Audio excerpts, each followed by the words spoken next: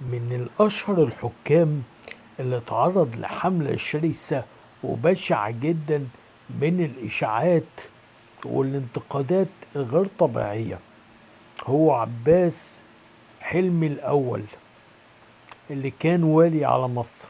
رغم ان هو في الحقيقة كان شخصية مهمة جدا وكان ليه أفكار خاصة بيه.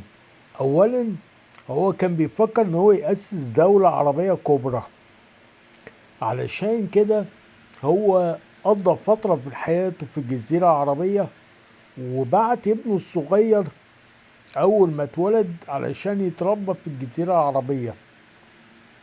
كمان هو أنشأ المشروع المهم جدا في مصر، اللي هو السكة الحديد. هو اللي دخل السكة الحديد مصر، والسكة الحديد دي مش أفادت مصر بس، دي أفادت العالم كله، لأن هي اللي سهلت طريق التجارة ما بين انجلترا ومستعمراتها في الهند. يعني موضوع السكة الحديد ده هو مشروع ضخم جدا للعالم كله. كان معكم المؤرخ أحمد كمالي.